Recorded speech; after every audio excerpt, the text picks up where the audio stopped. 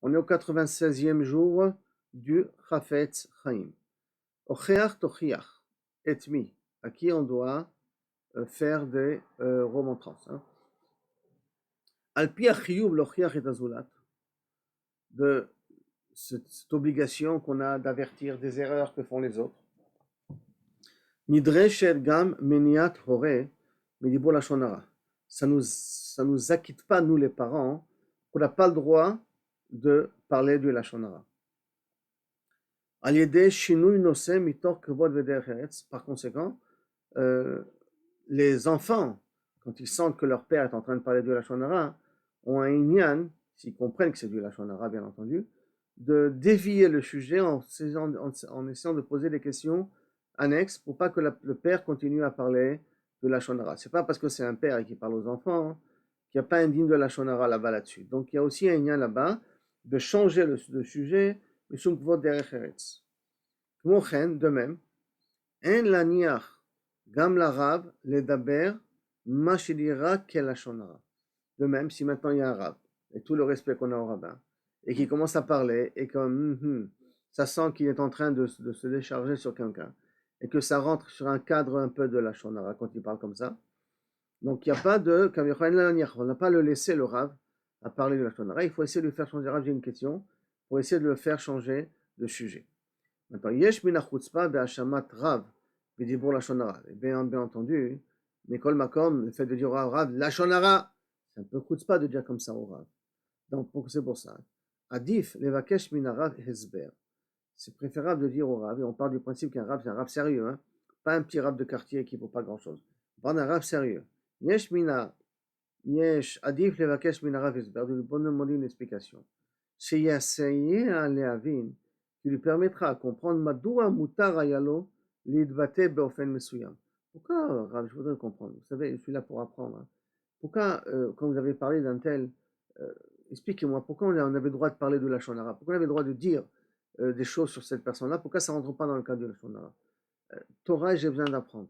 Et donc, c'est important de demander au Rav. Maintenant, le Rav, de deux manières. Si on voit qu'il commence à se tortiller pour essayer de se justifier, donc ça voudrait dire que le Rav, malheureusement, il a glissé sur une peau de banane.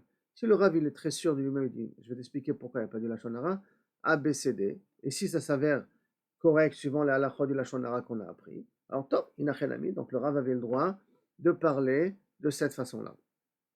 Mais sinon, il faudrait essayer quand même de montrer au Rav qu'on n'est pas tout à fait... ça ne nous plaît pas d'avoir entendu des choses pareilles. C'est pas parce que c'est une personne avec une barbe que ça justifie et ça rend cachère le lashon hara qu'il a dit.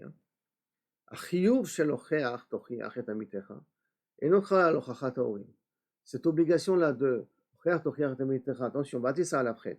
J'ai intérêt à faire des reproches à une personne et ne pas assumer les erreurs de la personne, ne s'applique pas des parents aux enfants. Les parents aux enfants, ils n'ont pas cette obligation-là. De toute manière, les parents et les enseignants, les itnagutam chez la iladim, mitzvat achinour. Par contre, pourquoi on a une obligation d'intervenir? Midin chinour, pas midin ocher tochiach, c'est un chidouche, hein? Il n'y a pas ni d'ocher tochiach à ton fils. Tu sais, la Torah, elle m'a dit, tu ne dois pas laisser, parce que sinon, si je te laisse faire les choses, c'est moi qui assume les erreurs, parce qu'il y a marqué ocher tochiach. Un enfant et un prof au niveau des élèves, il n'a pas cette obligation de l'intérieur. Par contre, il a une autre obligation de chinour, d'enseigner aux enfants qu'est-ce que l'est le droit chemin. Donc, leur montrer le chemin, comment un comportement d'un juif, comment un juif il doit réagir à des situations. Par conséquent, on a une obligation depuis que les enfants ils sont jeunes, les habituer, les imana midibur lashon hara o mashmi'ato, de tous ceux qui ont de mishmi'ato ou d'écouter le lashon hara ou de parler du lashon hara. Là, on a une obligation au niveau chinour de leur dire et de leur faire comprendre que c'est interdit dès le départ.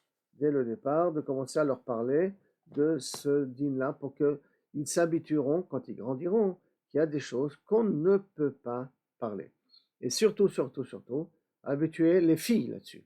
Parce que malheureusement, le koach qu'Akadosh Baruch Hu a donné aux femmes de parler beaucoup fait qu'elles ont tendance, en se rencontrant, à parler et papoter. Et malheureusement, ça déborde. facilement sur t'as vu celle-là, t'as vu celui-là, t'as vu tout, de faire des jugements. Donc c'est surtout pour les filles, c'est important depuis le départ, les éduquer, leur faire comprendre qu'il y a des choses qu'on doit faire attention à ne pas dire, même si c'est très dur, parce que ça fait partie de leurs habitudes. Même si c'est très dur, ça fait partie de leurs habitudes, il faut quand même leur faire comprendre que ce sont des choses qu'on ne fait pas depuis le bas âge. Midin chinour et pas midin ocheach tochiach et amitecha.